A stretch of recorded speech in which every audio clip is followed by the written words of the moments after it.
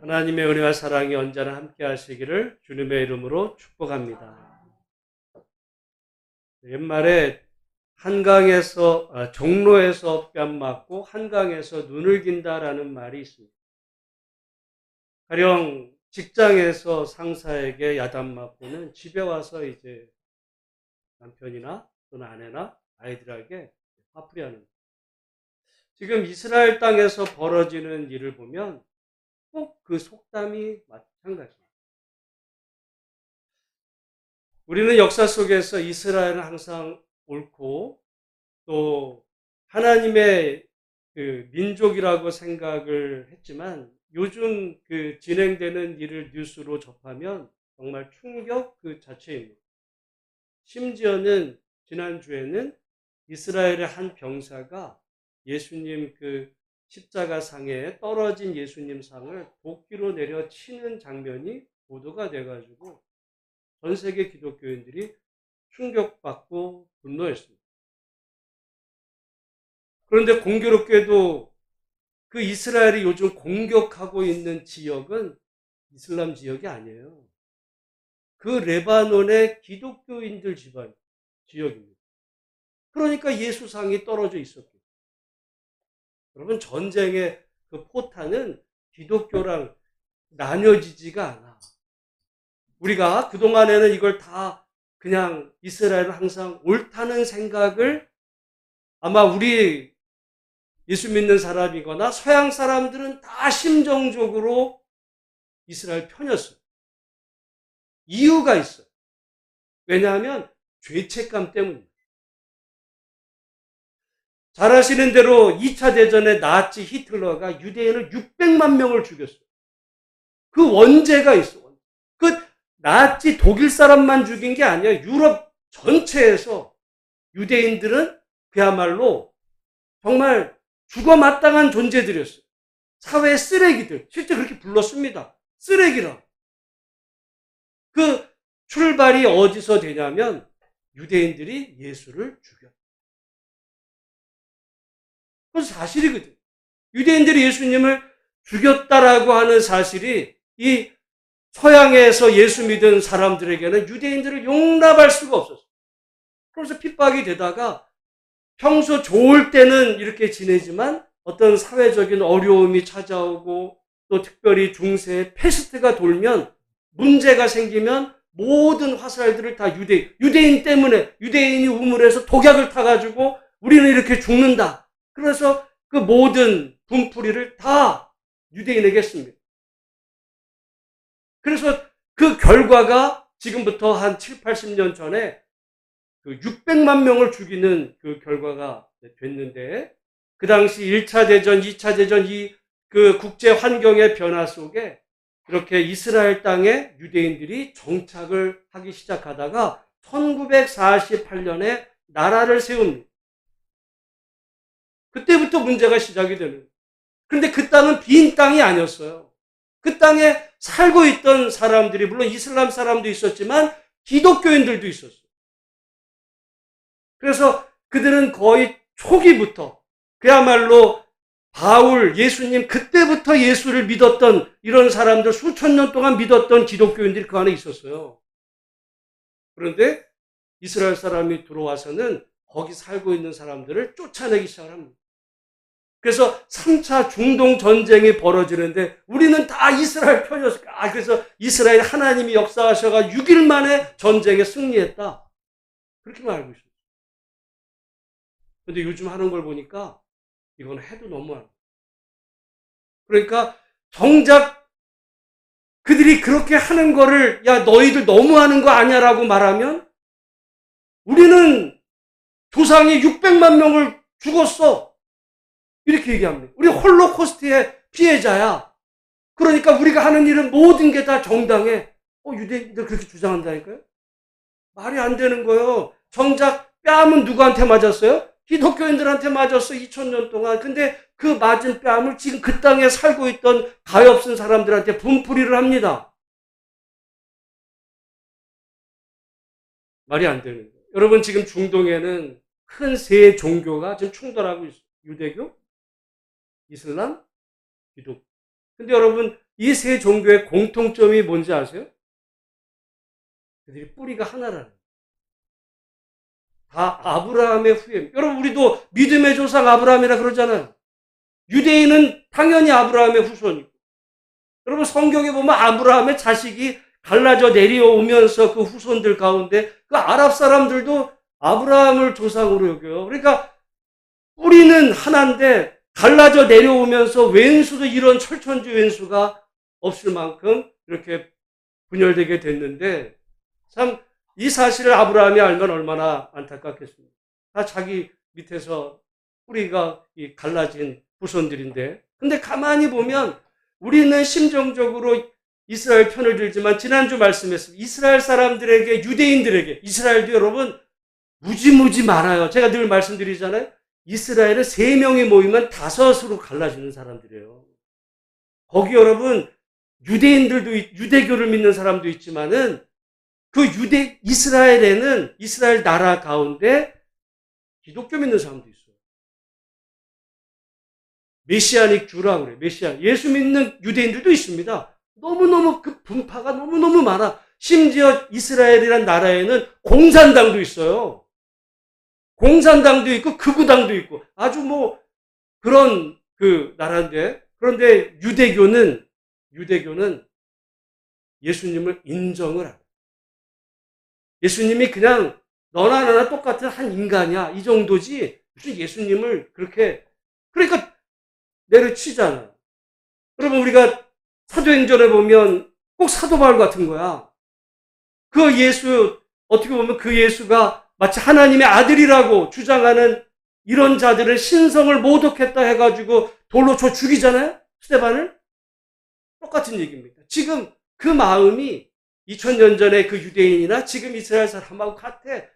예수님을 전혀 인정하지가 않아. 예수님을 하나님의 아들이라고 하는 건 신성 모독이에요. 얼마 전에 목사님들하고 만났는데 어떤 영상에서 그 얘기를 하더랍니다. 유대인들이 이스라엘 땅에서 교회 앞에서 주일날 교회 못 들어가게 하고 있어요. 5도가 안 돼서. 근데 이슬람은 예수님이 동정녀에서 탄생했고, 그리고 그분이 위대한 선지자다. 다 인정해요. 그런데 뭐를 인정 안 한다고요? 예수님의 십자가 죽음하고 하나님의 아들이라는. 그러니까 예수님 하나님의 아들이라는 입장은 유대인이나 이슬람 사람이나 그건 신성 모두. 근데 우리 개신교가 어떻게 보면 신앙의 가장 근간으로 하는 결정적으로 그것은 예수님이 누구십니까? 예수님이 그냥 좋은 사람이 아니에요. 예수 믿으면 복받게 해주는 그런 신이 아니고요. 성경에서 예수님이 누군지를 알고, 내가 유대교를 믿지 않고, 내가 이슬람을 믿지, 불교를 믿지 않고 기독교를 믿는다는 것은 도대체 뭘 믿는 건지 우리가 이 진리에 대해서 분명히 알 필요가 있습니다.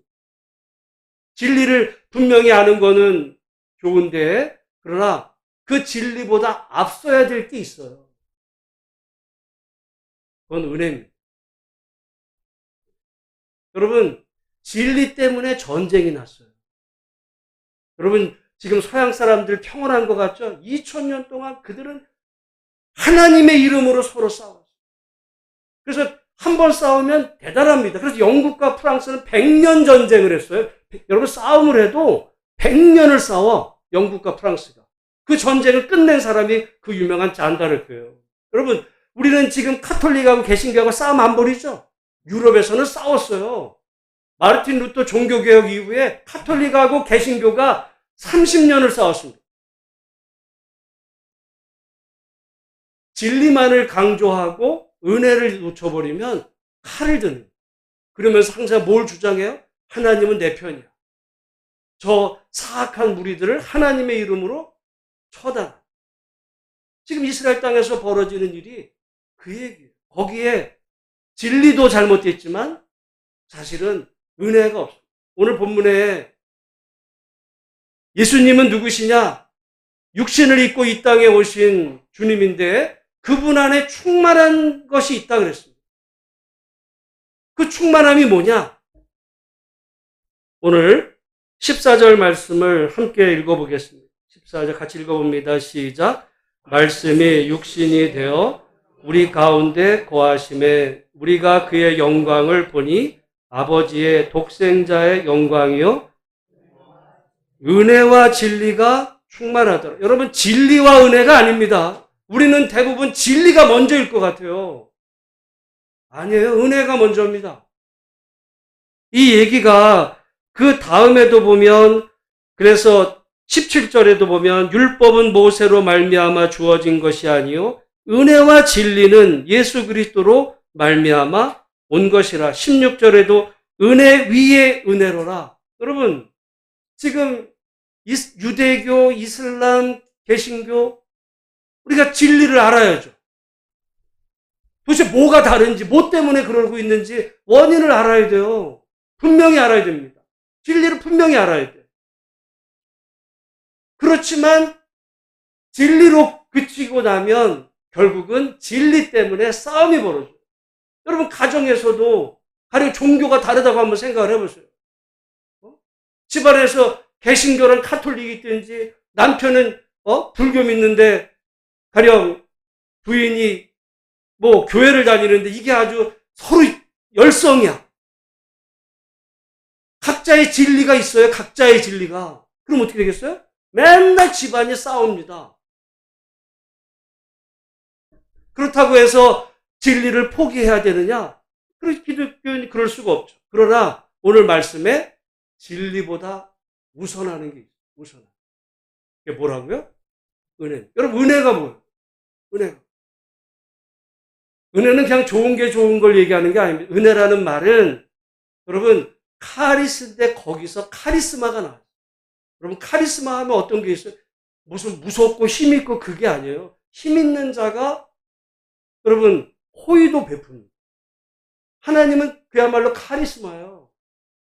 하나님은 연약한 분이 아니에요. 카리스마가 넘치는 분이야. 그 은혜로 사람들에게 받을 자격이 없는 사람들에게 호의로 베풀어.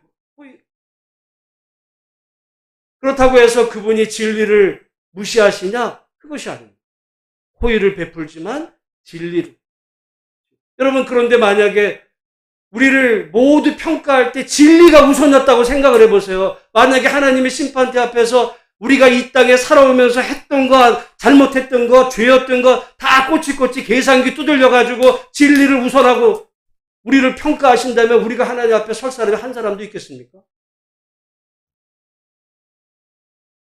그렇다고 해서 아무나 다 좋아도 아닙니다. 진리를 중요하게 여기지만 그러나 호의로, 은혜로. 그래서 기독교의 가장 중요한 특징은 교리로 말하면 삼위일체거든요. 예수님이 하나님의 아들이시다. 이거는 유대교랑 이슬람은 결정적으로 달라지지만 정말 기독교가 기독교다운 것을 한마디로 이야기할 수 있다면 그건 기독교는 은혜의 종교. 여러분, 우리가 믿음 생활할 때, 신앙 생활할 때 여러분 정말 예수님이 누구신지, 삼위일체가 뭔지, 예정이 뭔지, 구원이 뭔지를 우리가 나름 이야기할 수 있어야 돼요. 안 믿는 사람에게 야, 구원은 이런 거야. 성경은 이런 거야. 하나님의 삼위일체는 이런 거야. 라고 설명하고 인도할 수 있을 만큼의 진리로 충만해야 됩니다. 그게 아니라 그냥 교회 다니면 좋은 거래. 그 얘기가 아니고 진리를 분명히 알아야 돼요. 그러나 그 진리보다 우선하는 게 뭐라고요? 은혜. 불쌍해요. 우리가 진리로 충만하면 그 진리를 알지 못하는 사람을 볼 때 화가 나는 게 아니라 불쌍해요.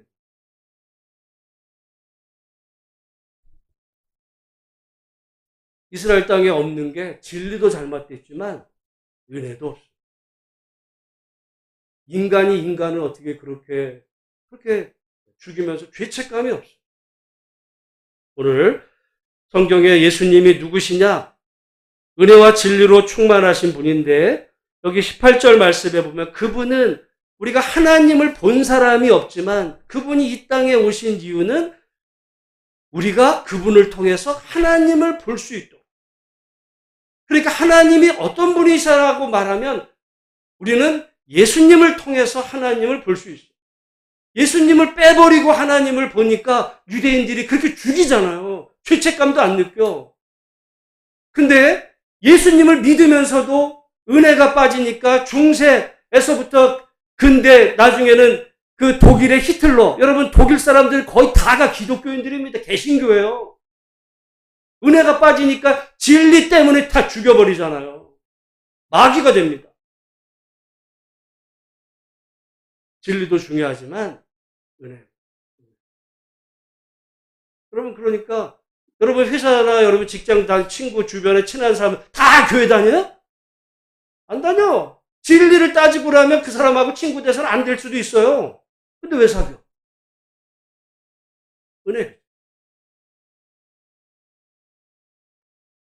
왜냐하면 그분이 하나님이기 때문에.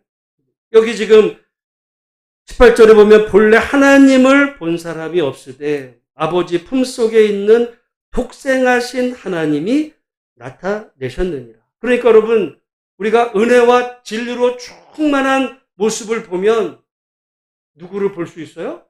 하나님의 모습. 하나님의 흔적. 하나님의 모습. 어떤 사람이 저 사람은 하나님을 닮은 예수님을 닮은 것 같아 라는 마음을 여러분이 누군가를 보면서 그런 마음을 품을 수 있는 사람은요, 무슨 공부 잘해가지고 무슨 법대 가고 의사 돼가지고 그래서 돈 많이 버는 재벌이 아니에요. 은혜와 진리로. 왜냐하면 바로 그분이 예수님이 있고 그 예수님의 우리가 지난주에 그분 안에는 생명이 있다고 그랬습니다.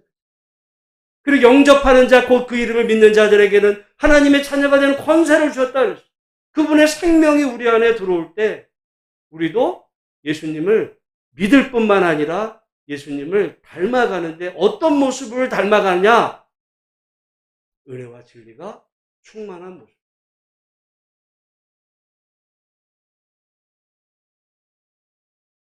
그러니까 우리가 믿음 생활하면서 점점 괴팍해지고 인색해지고 이게 아주 성격이 모나진다면 그건 잘못 자라고. 잘못된 신앙. 오히려 부드러워지고 상대방을 포용하고 그 사람이 문제가 없어서가 아니라 있지만 여러분 우리가 요한복음 8장에 보면 현장에서 간음하다 잡혀온 여인을 유대인들이 붙잡아 옵니다. 그러면서 이 여인을 율법에 따르면 돌로 치라 했거든. 당신은 어떻게 할지 우리에게 얘기 좀 해봐요.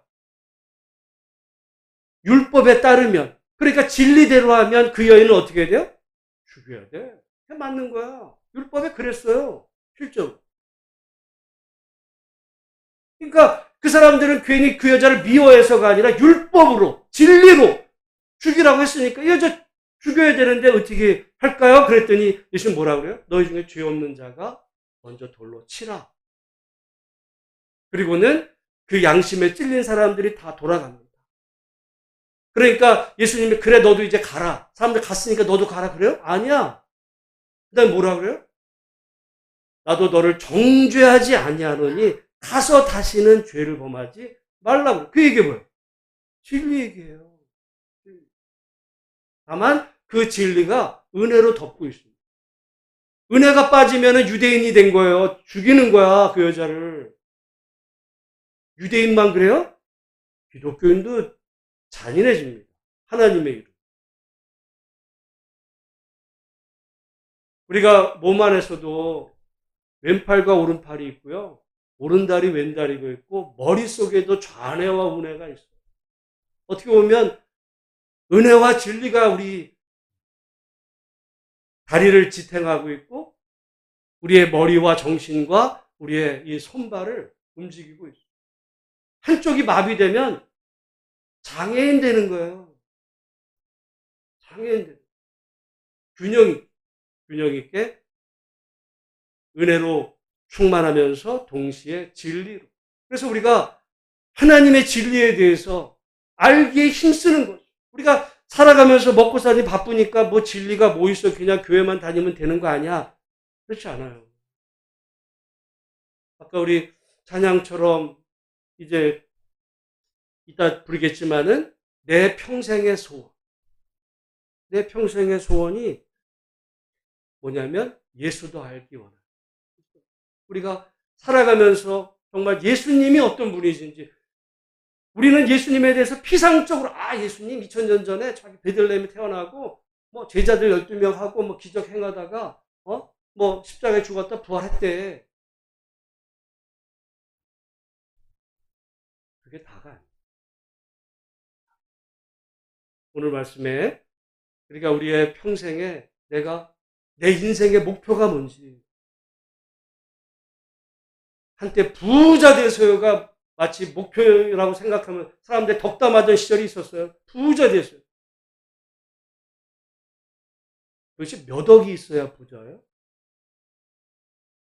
부자 되서요가 말고 우리 평생의 소원은 예수님을 더 넓고 깊이. 그래서 알 뿐만 아니라 은혜로 충만해서 저 사람은 예수 믿더니 사람이 변했어. 사람이 변했어. 그 모습을 교회에서만이 아니고 여러분의 삶의 현장에서. 교회 다닌다고 말할 필요도 없을지도 몰라요. 왜 너 이렇게 변했어? 라고.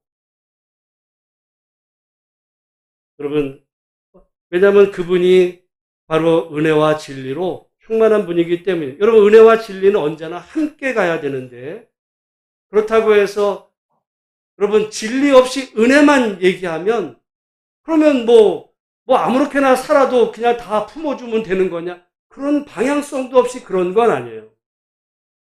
진리가 있어야 됩니다. 올바름이 알아야, 진리는 다른 말로 하면 올바름에 올바름. 뭐가 옳은지, 옳은 길은 분명히 있거든요. 그러나 옳은 길만 얘기하고 올바름만 얘기하고 은혜가 빠지면 그때는 칼이, 요즘은 총이겠죠. 죽입니다. 아니 말로 죽일 수도 있어요.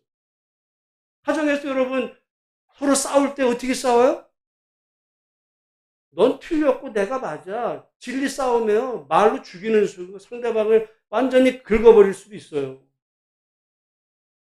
은혜로 충만한 우리 주님이신데 오늘 그런 의미에서 여러분의 삶 속에 하나님 앞에 기도할 때 하나님 내 평생에 정말 예수님을 믿을 뿐만 아니라 은혜와 진리로 충만하신 주님을 닮아가게 하옵소서. 그렇게 기도하시고 그것이 여러분의 삶에 이루어지게 되시기를 주님의 이름으로 축복합니다. 오늘 본문의 말씀에 그럼 예수님은 그럼 누구시냐? 우리 14절 말씀 같이 한번 읽어보겠습니다. 시작. 말씀이 육신이 되어 우리 가운데 거하심에. 여러분 요한복음 14장은 교회 다니는 사람은 다 외워야 돼요. 외워야 되는 겁니다. 그만큼 너무도 익숙한 말씀인데 여기 말씀이 육신이 돼요. 말씀. 그런데 말씀은 뭐냐? 그냥 성경 말씀 이 얘기가 아니라 그 앞에 요한복음 1장 1절에 뭐라 그래? 태초에 말씀이 계시니라. 이 말씀이 하나님과 함께 계셨으니 이 말씀은 곧 하나님이시니라. 그가 태초에 하나님과 함께 계셨고 만물이 그로 말미암아 지은 바 되었으니 바로 그 말씀. 그러니까 그분은 세상을 창조한 창조주다 이 얘기예요. 창조주가 육신을 입었다. 우리 몸을 입었다는 거, 몸. 그걸 신학적으로 성육신이라고, 인카네이션, 성육신. 여러분, 근데 이 성육신에는요, 중요한 게 있어요. 뭐냐면, 우리 육체를 어떻게 보느냐 하는 것입니다. 우리 개신교는 굉장히 오해되고 잘못 가르치는 게 있어요. 마치 우리의 몸은, 우리의 육신은 썩어질, 이거는 의미 없는 썩어질 육체고 우리 영혼은 구해. 이렇게 주장해요. 그거는 최소한 거짓말이거나 가짜입니다. 여러분 그 사실을 믿어요? 여러분의 육신은 썩어질 육신 의미 없는 거예요? 영혼만 구해요? 여러분 병 들어봐요. 갑자기 병원 가는데 암입니다. 그러면 하나님 어차피 썩어질 육신 이제 내 인생 끝났으니까 난 하나님 앞에 갈 때가 다 왔으니까 난 할렐루야 좋아요. 정신 나간 거예요. 그 신앙 좋은 게 아니야. 왜? 잘못 가르쳐 준 거예요. 성경에서 어디도 영혼이 귀하고 육신은 잘못됐다고 말한 적이 없어. 근데 그렇게 들었는데요? 잘못 가르친 거예요. 여러분, 태초에 하나님이 인간을 지으실 때 영혼으로 지으셨어요? 하나님이 지으신 게 왜 나빠? 근데 문제가 생겼죠. 문제는 육체가 아니라 죄가 들어와서 인간을 타락시켰기 때문에 그 문제가 된 거지, 육체가 나쁘다는 것은 기독교가 아닙니다. 그러면 그 사상은 어디서 들어왔냐? 철학이 들어왔어요. 철학. 중세는 어떤 얘기가 있었냐면, 철학은 신학의 시녀다. 이런 얘기가 있어요. 그러니까 그 시대는 신학이 최고고 철학은 시녀다라고 한 이야기 중에 그 의미는 철학이 무의미하다는 게 아니라 철학은 이 신학을 잘 설명하는 도구의 역할을 해요. 시녀가 그런 거잖아요. 가령 어떤 왕이 있고 공주가 있으면 시녀들이 잘 섬겨서 그 왕이나 무슨 그 역할을 잘 하도록 돕는 역할. 그게 철학이었어요. 그래서 기독교 신학은 다 철학의 도움을 받았어요. 그때 플라톤의 철학이 들어옵니다. 플라톤은 철학. 그래서 유명한 얘기로 모든 철학은 플라톤 철학의 해설이에요. 거기서 출발. 근데 이 플라톤 철학의 핵심이 뭐냐? 우리 육신은 의미가 없는 거야. 영혼이 귀해. 이 땅에 우리가 보이는 모든 것들은 다 하찮은 거야. 진정한 구원은 이 육신을 벗고, 이 육신의 탈을 벗고 하늘로 올라가는 영혼의 상태가 되는 거. 이게 구원이야. 그게 플라톤이 가르쳤어요. 그게 기독교로 들어온 거예요. 그래가지고는 많은 사람들이 이제 우리 육신은 의미가 없고 천국 이 얘기가 나왔는데 그렇지가 않아요. 기독교는 몸을 부정한 적이 없어요. 성육신이야. 하나님이 몸을 입었다니까. 몸이 죄라면, 몸 자체가 죄라면 하나님이 왜 몸 자체를 입어요? 다른 방식으로 인간을 구원하는 길을 택하지?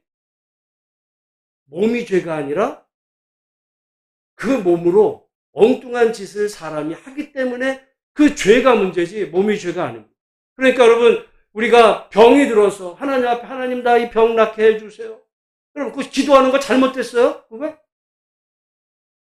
잘못되지 않았어. 근데 솔직할 필요가 있어요. 육신이 의미가 없다면 병든 게 자랑이잖아. 나 병 들어서 죽을 병 생겼으니까 할렐루야.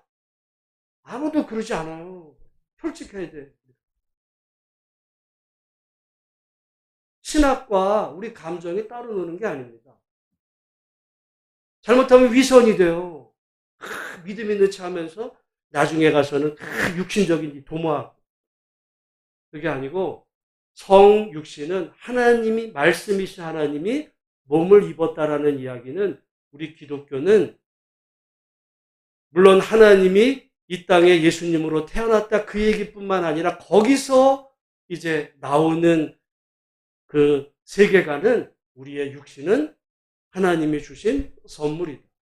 귀하다. 하나님이 내게 주신 이 몸을 가지고 죄의 도구로가 아니라 의의 도구. 내 한평생 정말 하나님의 영광을 위해서 내가 한평생 하나님께 기도하며 하나님 영광을 위해서 내가 살겠다. 그게 마땅한 기도지. 그럼 그렇게 기도하지 않아요? 솔직한 거야. 근데 왜 육신은 다 쓰레기 같은 그런 거예요? 아니에요. 우리가 여기 손가락 하나만 잘려봐요. 난리 나지. 그런데 반대로 너무 또 육신만 가지고 육신에 먹고 사는 육신에만 매여가지고 어떤 하나님의 거룩함이나 이런 의를 따르는 거는 그건 죄예요. 육신이 죄가 아니라 그 정욕이거든요. 욕망입니다. 돈 욕심에, 권력 욕심에, 아주 욕심으로 꽉 차가지고. 그게 그게 문제. 근데 예수님이 우리 몸을 입고 이 땅에 오셨다 할 때 우리 기독교는 이 육신을 부정하지 않는 긍정. 여러분 그래서 모쪼록 건강하시고 정말 하나님이 주신 그 건강으로 한평생 하나님께 영광 돌리며 사시기를 주님의 이름으로 축복합니다. 그런데 여기 말씀에 다시 한번 요한복음 1장 14절 같이 한번 읽어보겠습니다. 시작. 말씀이 육신이 되어 우리 가운데 거하시매. 여러분 이 거하시매라는 단어가 굉장히 의미심장한 것. 거한다는 거는 그냥 우리 같이 산다는 그런 의미도 되는데요. 이거의 그 원래의 뜻은 텐트를 치다는 거. 무슨 텐트를 쳐? 이 얘기는요. 이 똑같은 단어가 어디에 나오냐면 하나님이 애굽에서 이스라엘 백성들을 인도해서 가나안으로 들일 때 광야에서 이스라엘 백성들이 만든 게 있어요. 출애굽기 19장부터. 그게 뭐예요? 성막이야. 성막. 여러분 성막과 성전은 좀 달라. 성막은 텐트예요. 성전은 건물이에요. 그러니까 성막은 옮겨 다닐 수가 있어. 근데 성전은 움직일 수가 없어요. 여러분 지금 예루살렘에 있는 그 성전에 그 잔재가 남아있거든요. 헤롯 성전의 잔재가. 지금 유대인들 중에 아주 극단주의자가 있어요. 극단주의 유대인들은 지금 뭘 주장하냐면 아예 그 땅에 살고 있는 모든 아랍 사람들 다 쓸어버린다는 거야.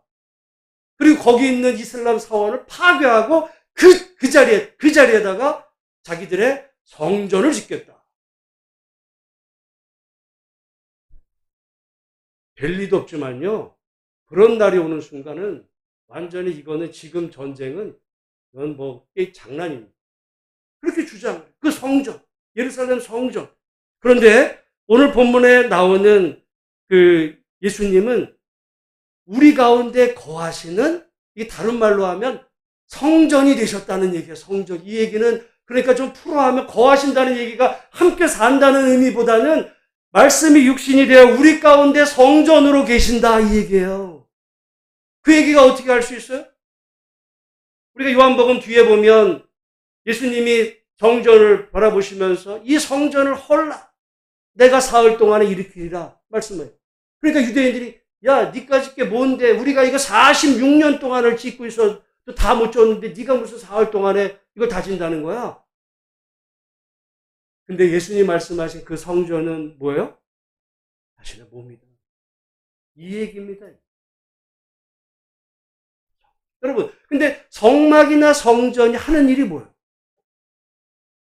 그거는 하나님께 나아가는 통로. 하나님의 백성들이 거룩하신 하나님께 그냥 나아가는 게 아니라 성막을 통해서, 성전을 통해서, 예배를 통해서 하나님께 나아가는 그 통로 역할을 했던 것이 성전이고 성막인데 예수님은 내가 바로 그 성전이에요. 그게 무슨 얘기입니까? 그래서 우리가 하나님께 나아가는 길은 다른 데 있는 것이 아니라 나로 말미암지 않고는 아버지께로 나아갈 길이 있대요, 없대요? 그 얘기예요. 우리가 하나님 아버지께 나아가는 그 길은 구약시대나 예수님 당시에는 성전이 했는데 예수님이 오셔서 이제 우리는 어디 가서 성전 갈 필요가 없어요. 솔직히 말해서 이스라엘에 거기 갈 필요가 없어요. 성지순례도 아니야, 그건. 왜? 예수님은 오셔서 본인이 자신이 성전이신 거예요. 그러니까 우리가 예를 들어 뭐 교회를 지을 때, 성전 건축. 예전에 제가 할 때 나는 그런 얘기 그건 성전 건축이 아니야. 예배당 건축이지. 포장하려고 무슨 대단한 일 하는 것처럼 성전이라고. 성전 아니고 예배당이고 예수님이 이 땅에 오신 다음에는 유일한 성전은 그건 예수님. 우리가 하나님께 나아가는 길은 예수님을 통해서만 우리가 진정으로 하나님께 나아가는 그 길을. 그러니까 여러분 우리가 이것이 또한 개신교랑 카톨릭하고도 좀 달라요. 가톨릭은 하나님께 나아가려면 누구한테 가야 돼요? 신부님한테 가야 돼. 신부님을 통해서 가. 그 신부가 구약의 제사장이에요. 아니면 교황을 통해서 가든지. 근데 우리는 하나님께 직접 가는데 누굴 통해서? 예수님을 통해서. 그러니까 우리가 하나님 앞에서 여러분 목사한테 와서 여러분 목사님 내가 한 주간 죄 졌는데 용서해. 그럴 필요 없어요. 여러분이 스스로 예수님 앞에 내가 하나님 말씀대로 살지 못한 거 예수님 나의 죄를 용서해 주세요 라고 하시면 하나님 앞에 드려진 온전한 예배와 기도가 되는 거 여기서 나옵니다. 말씀이 육신이 되어 우리 가운데 거하시며. 거하시며라는 단어가 뭐라고요? 성령이 우리 가운데 거하시는 거예요. 거하셨던 게 아니고 지금 거하고 계신 거예요. 지금도 성전으로 우리 가운데 임하고 계시는 주님. 여러분 솔직히 저도 예전에 그건 잘 몰라요. 요즘 이스라엘 그거 제가 또 하나 꽂히면 아예 저는 끝장을 봐야 되거든요. 가지고 요즘 그냥 엄청 봤어요. 그러니까 조금 이해가 되겠어. 아, 내가 이렇게 몰랐고. 성지순례 가는 거 특별히 이스라엘 땅에 갈 필요가 없어요. 그냥 예수님 고향을 방문한다. 아니면 성경에 이게 무슨 그런 게 있었나 그런 의미로 모르죠. 야 여기 예루살렘 성전에 거기서 물을 떠먹으면 이건 성수야. 유대인들이 상업용으로 그 프로그램을 만들었어요. 거기에 기독교인들이 합세한 거예요. 근데 그냥 예수님이 어떤 데서 사셨을까? 그럼 가볼 필요가 있죠. 관광 가는 것처럼. 거기가 성지가 아니에요.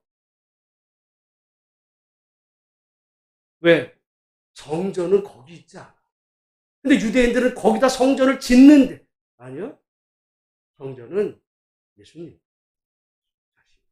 그러니까 여러분, 우리가 가정에서도 혼자 하나님 앞에 기도할 때 하나님이 예배를 여러분이 개인으로 하나님께 드려지는 예배를 하나님 받으세요, 안 받으세요? 아니, 왜 받아? 성전에 가서 드려야지. 큰데. 좀 드리려면 여기도 순복음교회만한 크게 웅장한 이런 데 가서 드려야 그 정도 사이즈의 예배나 받으시지. 어떻게 혼자 아니면 조그만 이런 데서 그 예배는 너무 초라한 거 아니에요?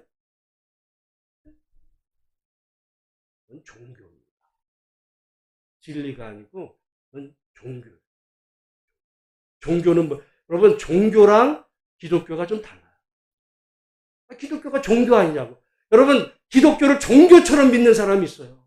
종교가 뭐야? 종교의 목적은 나예요. 내가 복받는 부자 돼. 행복. 어떻게 하면 돼? 시성을 다해. 기도 열심히. 복 많이 받아. 나예요. 기독교는 예수님을 아까 우리 찬양 계속했잖아요. 주를 하나님을 닮아. 그리고 하나님이 창세전에 나를 그리스도 예수 안에서 인도하시는 하나님을 믿는 거예요. 하나님이 나의 일거수일투족과 나의 삶의 모든 형편을 아시는 주님께서 우리에게 필요한 것을 공급하시고 채워주시는 하나님을 우리가 믿으며 묵묵히 그 길을 걸어가는 겁니다. 신앙의 길이죠.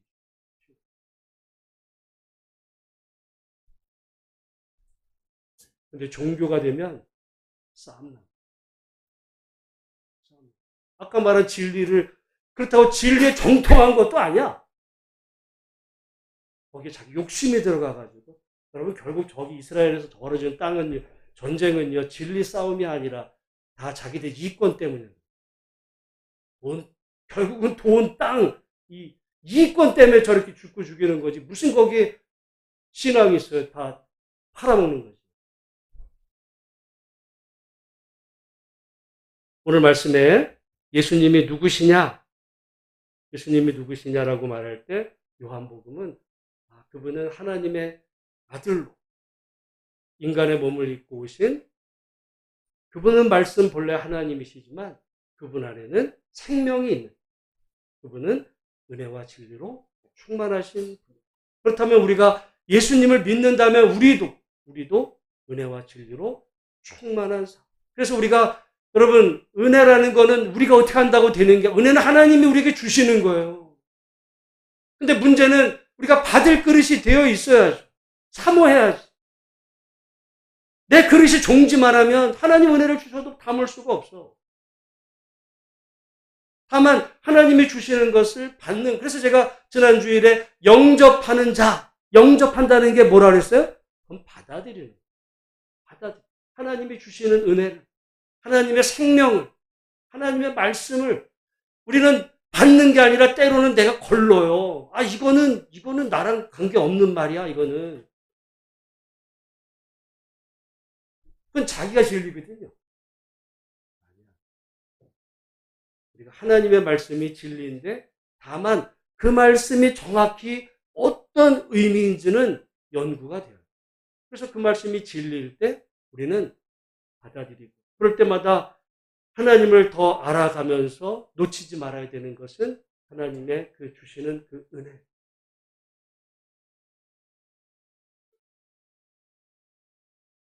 오늘 살아가는 이 땅에 정말 진리를 찾아보기도 힘들어져 가지만 욕망으로 가득 찬 사람들의 전쟁일 뿐입니다. 하나님을 팔아먹는. 그러나 진리를 오히려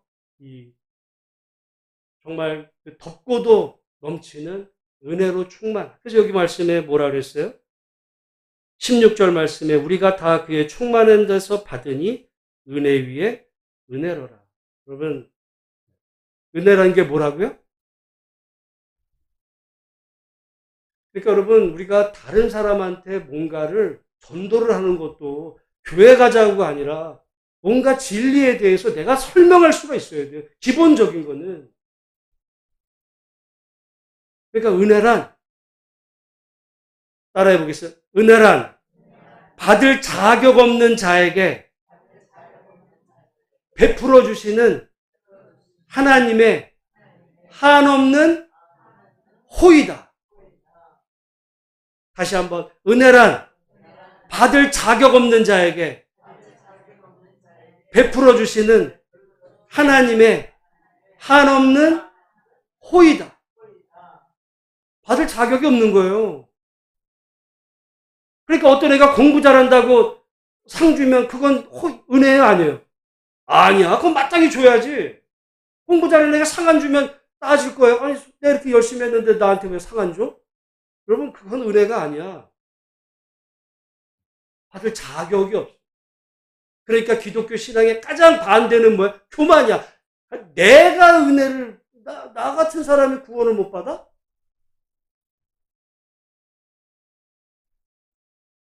많은 경우 받을 자격을 말하지 않고 공짜라고 그래. 은혜를 자꾸 값없이만 강조해.